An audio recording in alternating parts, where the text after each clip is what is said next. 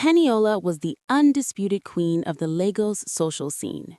Her penthouse in Victoria Island overlooked the shimmering Atlantic, a testament to her flawless taste. For her 25th birthday, she didn't just send texts, she sent hand-delivered velvet boxes.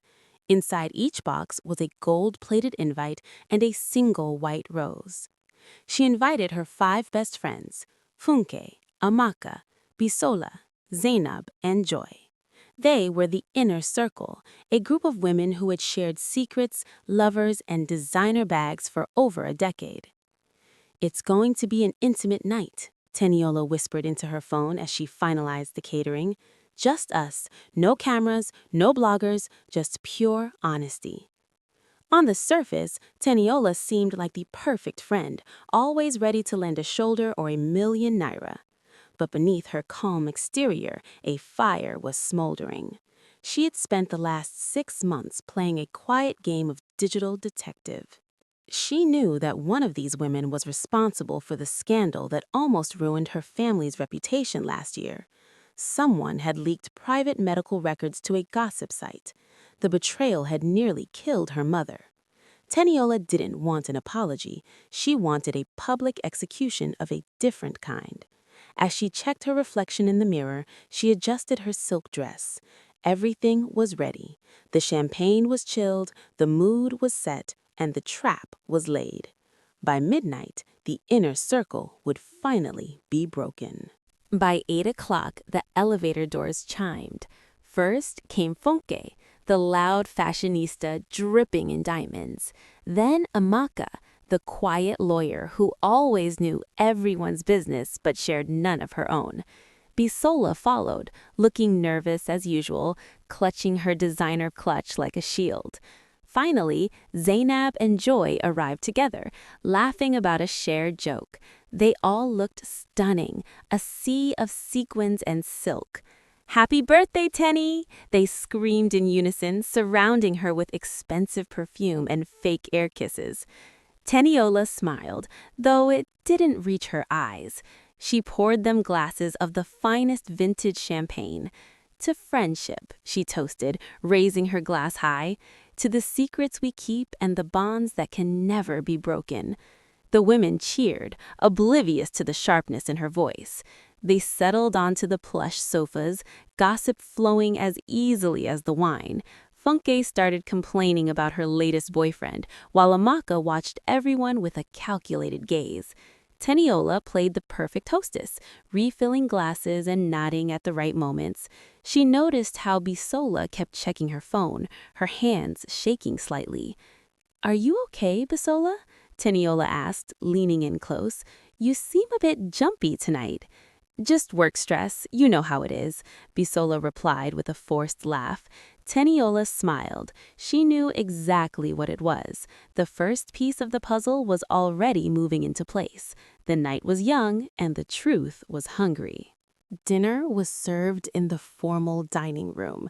The table was decorated with black lilies, a stark contrast to the white roses on the invitations. The food was exquisite.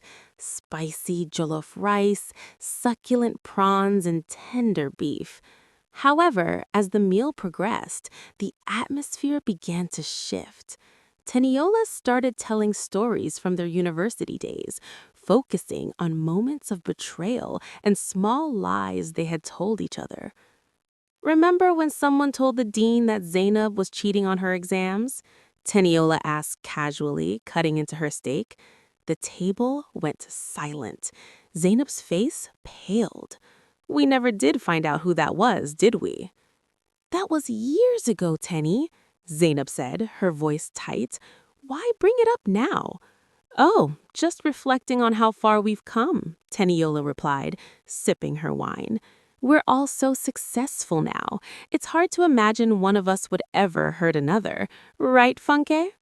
Funke choked slightly on her drink. "Of course not. We are sisters." Teniola nodded slowly. "Sisters share everything. That's why I've prepared a little game for us after dinner.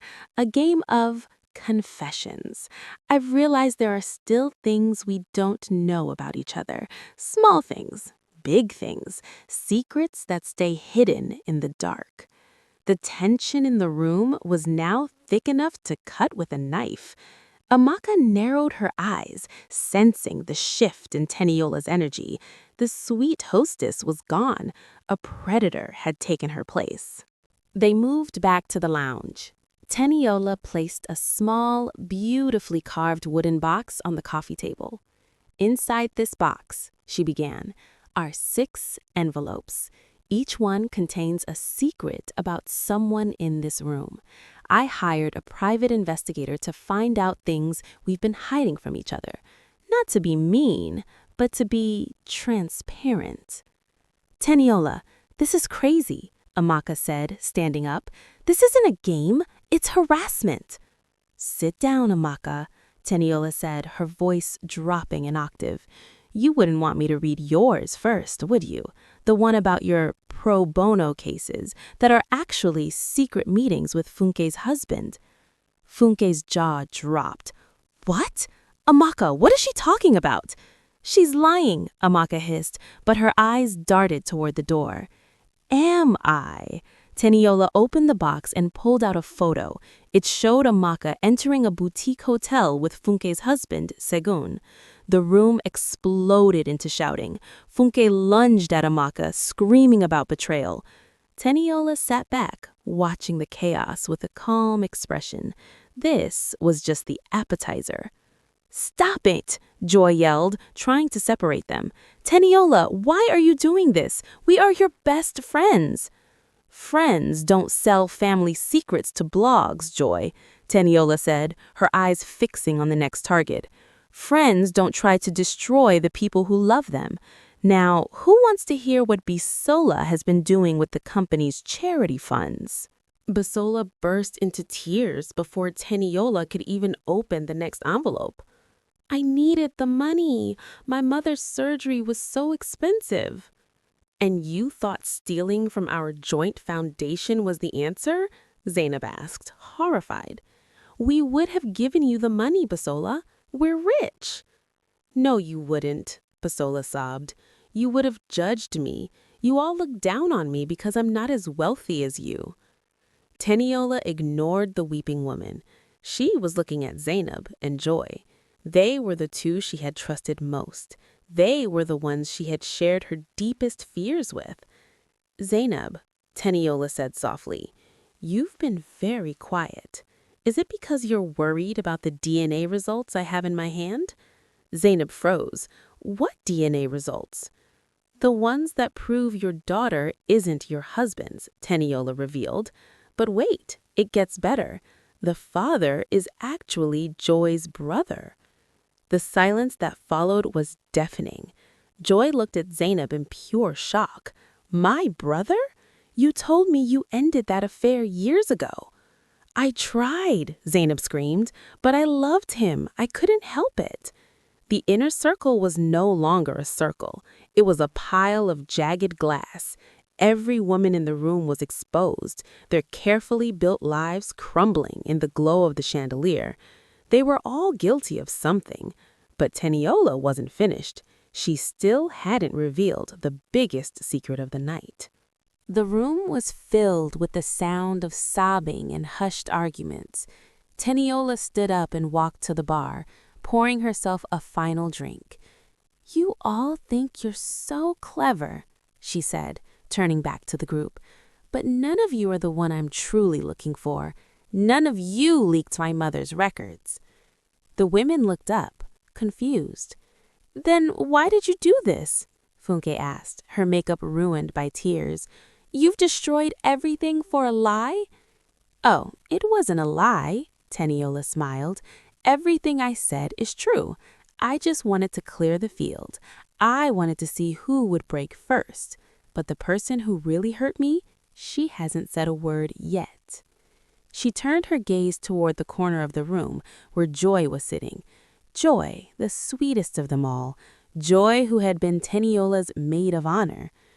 Joy, Teniola said, you were the only one who had the password to my laptop. You were the only one who knew about my mother's condition before the surgery." Joy didn't move. Her expression shifted from shock to a cold, hard mask. "Your mother deserved to be exposed, Tenny. Your family thinks they are gods in this city. I wanted to show everyone that you bleed just like the rest of us." "So you did it," Teniola whispered. "My best friend." "I did," Joy said, standing up. "And what are you going to do? Tell the police? Spilling secrets isn't a crime."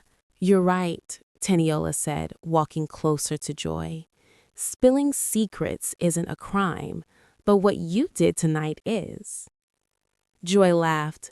"I didn't do anything tonight except watch you ruin your own party." Teniola held up her phone. "Did you notice the wine tasted a bit different tonight? A bit metallic?" The women all looked at their glasses. Amaka gripped her stomach. "Teniola, what did you do?" "I didn't poison you," Teniola said calmly. "I'm not a murderer, but I did add a very specific chemical to the drinks. It's a truth serum of sorts, mixed with a light sedative. But more importantly, I've been live streaming this entire game to my private social media followers." Joy's face turned gray. "You what?" "Check your phones," Teniola suggested. The women scrambled for their purses. They opened their apps to find that the entire Legos elite had been watching. The confessions about the affairs, the theft, the fake DNA, and Joy's admission of leaking the medical records. It was all public. The inner circle was trending. Their reputations were dead. Their marriages were over. Their careers were finished. "You ruined us," Funke whispered, staring at the screen. "No," Teniola corrected. "You ruined yourselves. I just gave you the stage to do it. You came here to celebrate my birth, but instead, you gave me the best gift of all, the truth." The party was over. The guests had fled, stumbling out of the penthouse in a state of shock and disgrace. The police were already calling Basola about the missing funds. Funke's husband had already changed the locks on their mansion. Zainab's husband was filing for divorce. And Joy? Joy was being shunned by everyone she had ever known. Teniola sat alone on her balcony, the cool night air of Lagos brushing against her skin. She felt a strange sense of peace. The friends she had surrounded herself with were gone, but for the first time in years, she felt safe. She had achieved exactly what she wanted. She had identified her enemy, punished the traitors, and cleared her family's name by showing the world exactly who the real villains were. Her goal wasn't just to have a party, it was to perform a surgical strike. She had used their own greed and lies against them. As the sun began to peek over the horizon, Teniola picked up her gold-plated invitation from the floor and tossed it into the trash. She picked up her phone and sent one final text to her mother. "It is done. They can never hurt us again." Teniola poured one last glass of champagne, toasted the empty room, and smiled. She was 25, beautiful, and finally free. The truth had been revealed, and while it had shocked the world, it had saved her.